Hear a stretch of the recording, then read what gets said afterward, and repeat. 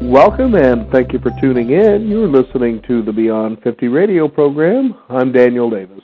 One of the things that we really enjoy as we start approaching our midlife is that we go back to a particular subject that probably most of us didn't really like a whole lot in school, and that is history. What is it that for some reason as we get older we find out that it's a lot more interesting than we did when we were kids?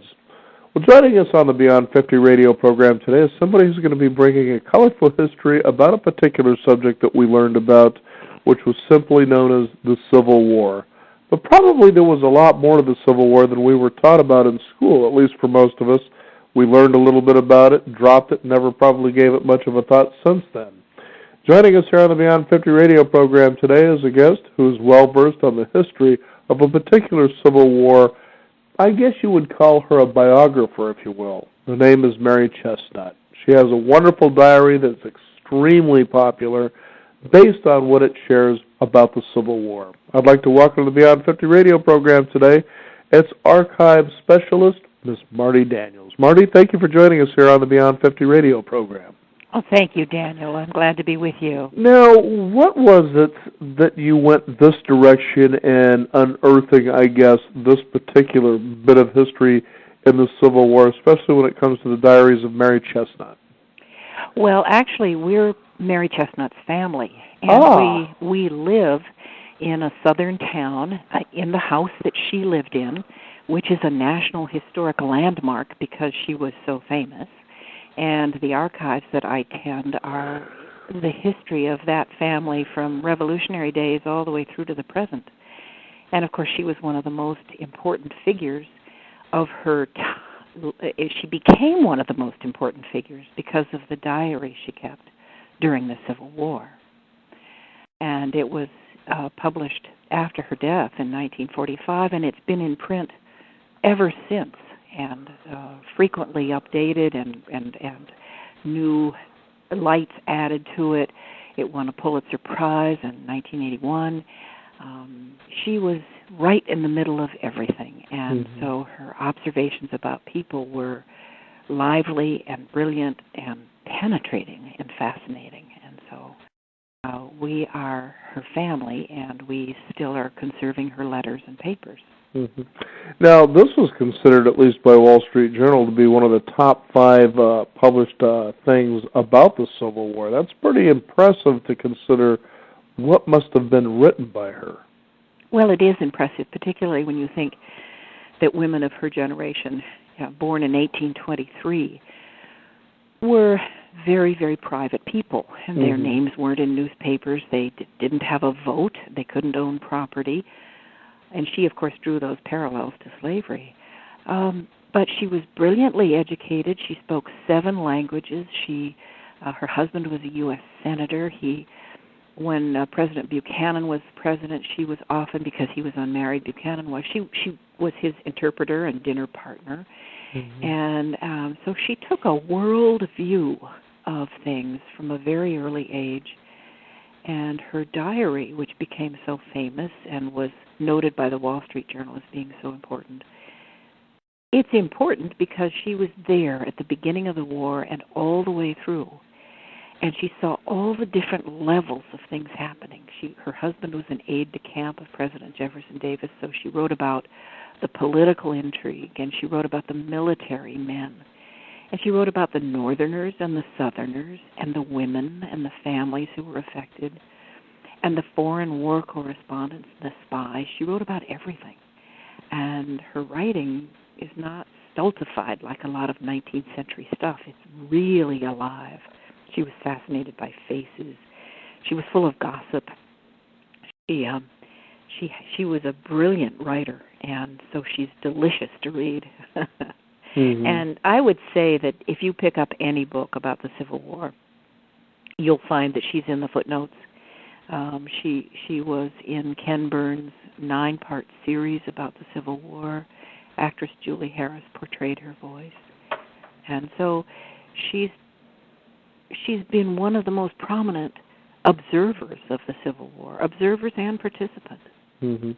Now, being someone who was, born and raised in the southern plantation owner, okay, why don't we start there, based on her diary, to really describe what the Civil War really was about, especially according to what she wrote in her diaries. Well, what she wrote in her diaries was that it was a very complex issue.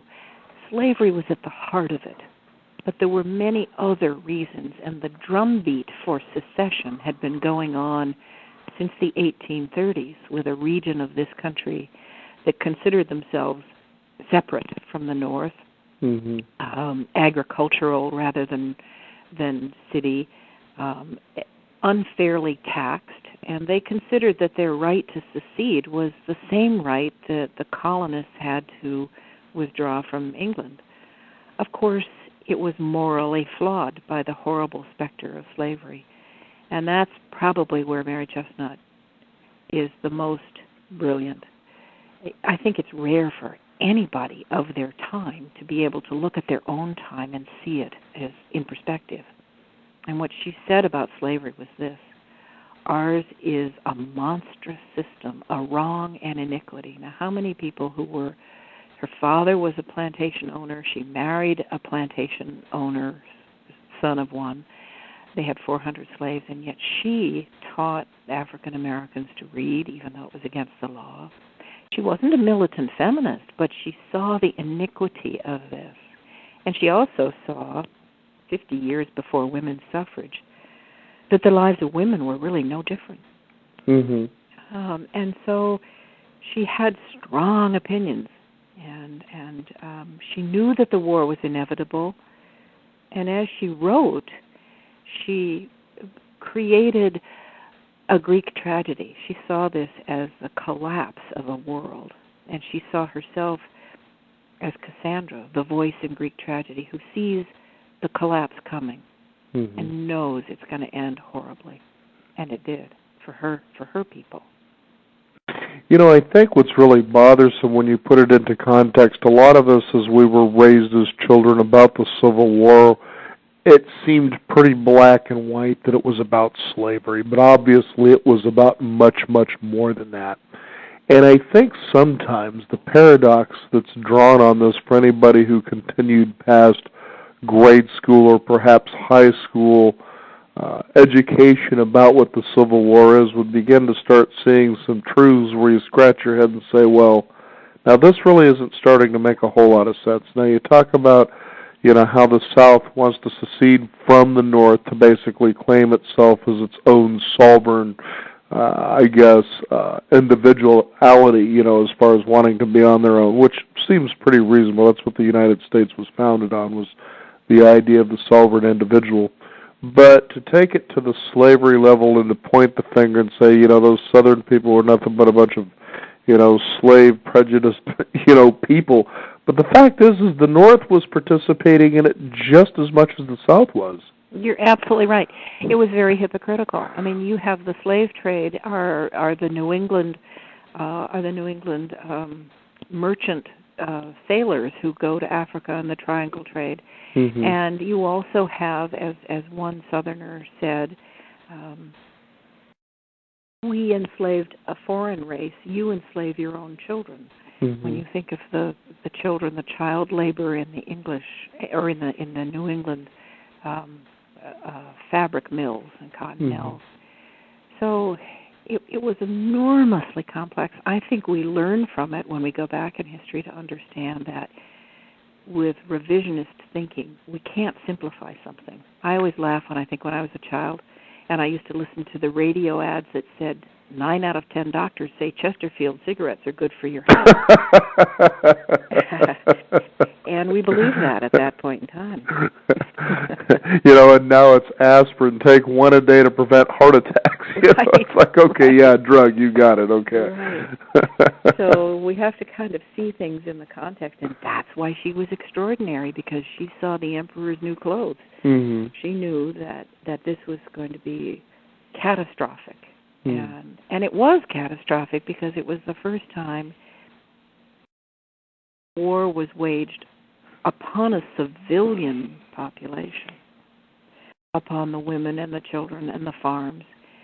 The South was scorched. I think it was General McClellan, who told Lincoln that he would burn the Shenandoah Valley so a crow flying across it couldn't find a meal. Mhm. And some people say, well, Reconstruction lasted 20 years and that was bad, but really the South was on its knees until the 1950s. Mhm. Yeah, because I also understand too, and I'm sure this surfaced within the diaries, that it was also the Civil War was also about how the North was, as you were saying, for one thing, they were heavily taxing the South, but it was also about withholding money and finance. Yes, yes. Okay. See, this is the beauty about something like this. Here you got a woman who writes this wonderful diary that encompasses all classes and views. I mean, that's, to me, an extraordinary undertaking, because generally, especially when you see, for instance, this day and age, a lot of writing, especially in our media, there's always a bias. You know, people want to say they're fair and balanced, but that's BS, you know. But here's somebody who truly was fair and balanced in many ways about her writing in a time where you didn't really want to be or need to be that. She was a voracious reader. Mm-hmm. She read every newspaper she could get her hands on, from North and South and Paris and London, and she formed her own opinions. And then she speaks freely. There were times, I think, when her husband galloped off to join the battle at First Manassas, she really secretly wished she could have gone. She kind of thought she'd have been a better general than he was. And I mean, they were sucked into this war. There was no turning back. She said, I am a rebel born, mm-hmm. even though she knew that they wouldn't win, and that part of their cause, based upon the enslavement of other people, was horrifically wrong. It was an enormously complex piece of work. Her diary in its final version is 900 pages. Mm-hmm. She wrote for 20 years after the war, polishing and rewriting. But the version that we've published, that you have and have been looking at by Pelican Publishing, is a delicious read. It's only about 400 pages, and it reads like a novel. Now, what's fascinating about this as well is that we received, along with it, a photograph album, which pretty much was considered lost, but talk about something that brings everything to life. What happened where the photographs were gone for so long, and they've slowly begun to surface, and now they're part of this? They were probably stolen. Ah. And they were probably stolen somewhere around 1931 when her niece died, her lovely niece, who was a lively diarist herself. And maybe they were put out in a trash bin on the corner, or maybe they were stolen, but they vanished for about 80 years. But to go back to what those photographs were, in her diary, right at the beginning, they all waltzed down to a photographic studio in Charleston to have their pictures taken. And photographs have only been in existence for 20 years. It started out with the daguerreotypes, were those heavy glass plates. Mm-hmm. And then about 1850, Matthew Brady and a number of other famous photographers started studios where you could go and have your picture taken. Mm-hmm. And they were printed up on cardstock, and they were called visiting cards. They were actually called by the French name carte de visite. It's kind of think like baseball trading cards. Right. So you could go, Daniel, and have your picture taken, and you'd be standing in front of some big southern columns and have the photograph taken. You'd go back a week later and pick up 100 of these, and you'd give them to friends. And while you were there, you might just pick up other carte de visites. You might buy one of a Lincoln or Queen Victoria or anybody. They were in popular demand. And at that time in Charleston, Major Anderson, who was out at Fort Sumter, was having his picture taken at the same time. So right at the beginning of the war, she started to collect photographs. Mm-hmm. Some of them were autographed, like from Robert E. Lee. Others she purchased. And over the course of the war, she collected about 200 of these carte de visite. And they're astonishing. Some of them are faces that have never been seen since that time. And it was a world view, just like her Greek tragedy book. There were amazing pictures in it.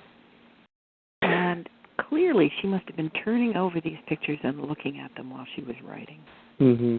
And clearly her biographers believe that she probably intended to publish this all as one piece. But in the chaos and the dark years after the war, they got sent to her niece and then stolen.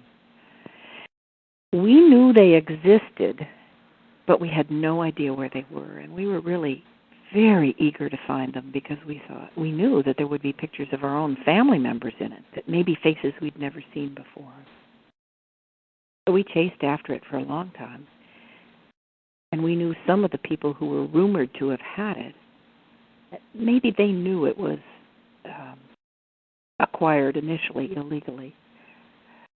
And then one day they popped up on eBay. Of all things. Right. You got to love how technology brings about things that seemed lost forever. It's just mind-blowing. And published on eBay as going to be a live auction. And there was a big blurb about it, and it said they were going to be sold for $350,000, and our hearts just sank. And so we called the auction house in Texas and said, oh, please, we're her family. Would you introduce us to whoever the rich person is who buys this? Because we'd just love to have a look. And then my mom, who was in her 80s at that point in time, woke up the next morning. We only had 3 days for the auction between the time we saw it on eBay and the time it was going to be auctioned. And she said, doggone it, we're going to try. So she emailed the whole family, and everybody pitched in, including my grandchildren. Each came up with $100. And then we called the museums and libraries in South Carolina, and we said, please don't bid against us. And we promise we'll do the right thing if we get it. And we did get it, and we got it at a very comfortable price. And we have given the photographs to the University of South Carolina, where they're reunited with her diary.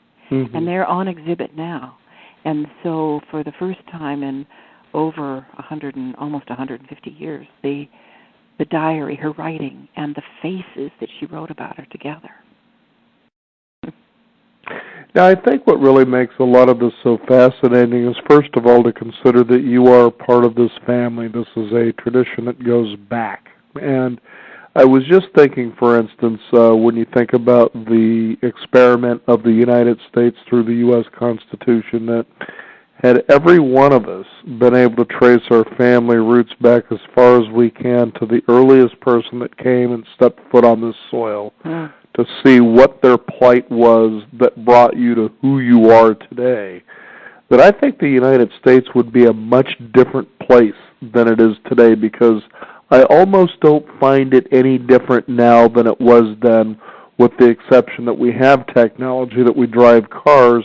But, you know, you take a look at what's going on with the 99 versus the 1%, and it doesn't seem to be very much different than it was then. Well, there are a lot of similarities, but first of all, you have to remember that you didn't descend from one person who first set soil here. You probably descended from 16 people who set foot on this soil. That's why I said it would be different. And it hasn't been a melting pot in South Carolina. It's been minestrone. You know, we have all these traditions: Scots, Irish, African American, Palatine, Swiss, French Huguenot, all those traditions. And I think when we were working on the book, and we were particularly working with pictures of the radical secessionists, we said, boy, this is really tough. Look at the politics here. People are whacking each other over the head in Congress, and they're fighting with each other in Congress. And we said, so what's new? There were pretty violent arguments then. Now, what really glared at you as, if you could call it this, an untruth about the Civil War as you were reading and uncovering a lot of the facts about this diary? An untruth? Yes. You know, just kind of where we've kind of perhaps been maybe duped a little bit about what the Civil War was. I think there's several untruths. First of all, it was the most horrific loss of life in a war that this country has ever experienced, more than World War I, more than Vietnam. The figure of 600,000 people dead is probably erroneous. It's probably more like 900,000. And the number of people maimed, the number of people who... My great-grandfather had his leg blown off in Bentonville and was fitted with a prosthesis and walked home to Arkansas. Mm-hmm. And generations of my family, a generation of my family of women, were practically without men at all. Mm-hmm. They had to... they were raised to be wives and mothers, and they wound up having to find work. And some of them had breakdowns as a result of it. They became governesses and teachers, and they did whatever they could. So I think we maybe forget how horrific it was. Mm-hmm. Another thing is that the pictures of Lincoln, whether you're raised in the North or the South, are dramatically different.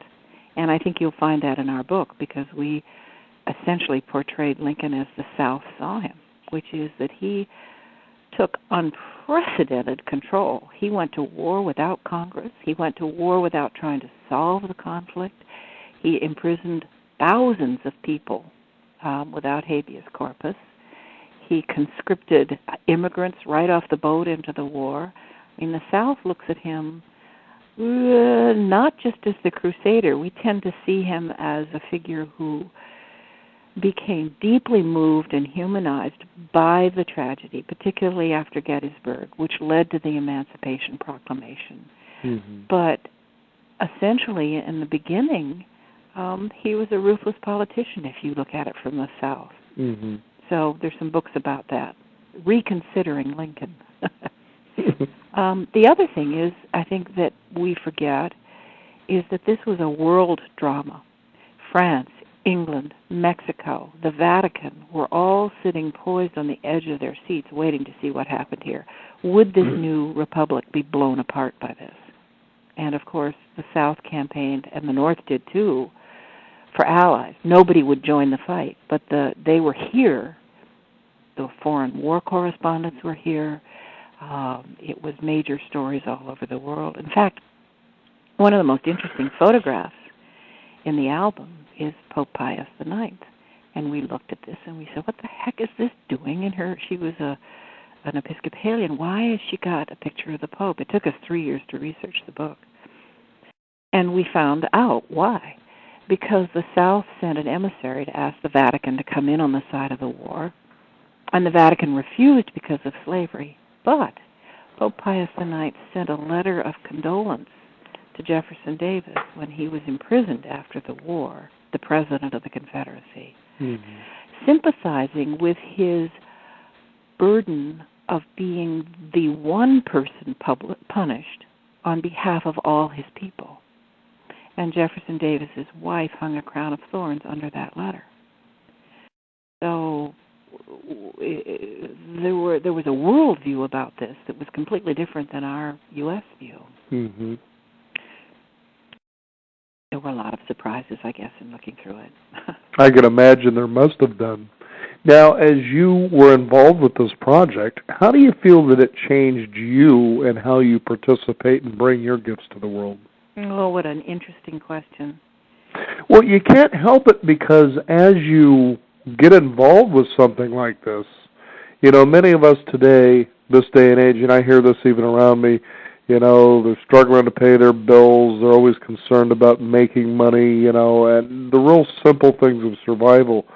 But yet, with everything going on around them, it seems like they play small to the worldview of how they should be participating and using their gifts, really, for the good of not just themselves but the world. And I can see how something like this must have had a profound impact on your own life and the way that you are in the world. That's a very, very good, thought-provoking question. I live in a small southern town, and our house is not open to the public, but it essentially is a museum. Mm-hmm. And I think I'm very bound up in what we derive from the stories of people who struggled before us and how we make linkages to today. We visit with African American people who come back and are looking for their roots, and we try to help them find whatever we can.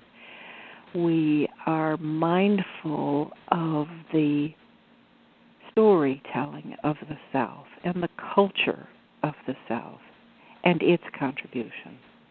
And when I look at our little town, which goes through the same violent political hostilities that reflect what's going on in our nation, it seems to me, and maybe this is a reflection of my age at age 68, that the role of being a peacemaker, the role of bringing forward Southern traditions, understanding of our culture, which is a culture of generosity and cordiality and tolerance, is really important. So I think that's some resolve on my part coming out of the book. I think the other thing that I have to honestly say is that we were moved to tears more times than I can tell you by the lives of women, and women who suffered extraordinarily, women who turned their faces to the wall and died of grief, or put a shawl over their heads and died with the bad news that they had received. And I think that profound sense of sadness, you have to do something with that. And the impulse is towards generosity and making your own little town a better place and doing what we can. I think we all struggle with that. That's an awkward answer, but that's the best I can do. Well, you're trying to answer a very big question, especially even for yourself. Thanks, Daniel. There was a time that we had on a program a woman who actually writes Westerns, from the perspective of how the women experienced the wild, wild West. And as you're reading this diary here, you begin to get more of a perspective that we tend to view history mostly through the eyes of men. And it starts to become your opinion when you shift that view from the point of view of the women that the men actually had it quite easy. Well, yeah. I mean, if why are we celebrating these heroes? The women took care of the kids. The women did the laundry. The women did the cooking. The women were the most vulnerable when it came to the wars or the towns being raided by the bad guys, And you take a look at all this and you go, what in the hell are we celebrating the men for? What are you guys whinging about? Yeah. Well, and you look at Mary Chesnut's life after the war. And General Chestnut comes home, and nobody wants to hire him. Nobody wants him in politics. He's had to sign the oath of allegiance, which is called swallowing the dog. That's what Southerners had to do if you want to get your property back. And he kind of lay around on the sofa waiting for somebody to ask him to come back to work, and she went to work. She and her former slave, Molly, formed a partnership, butter and eggs. They had couple of cows, and she put on her husband's overalls, this lady born in 1823, and they sold butter and eggs and supported their family. And at the same time, she'd taken in half a dozen pathetic relatives who had nowhere to go or who were suffering probably what would be PTSD today. And so she was looking after all of them, and she was staying up till 1 a.m. writing 52 more notebooks, polishing her craft. She did that for 20 years, and she had a heart condition throughout the whole thing. So, she got in the game. She supported her family, and she'd never worked before like that. And the death of a cow was a devastating experience for their survival. You're right, it was an extraordinary journey for her.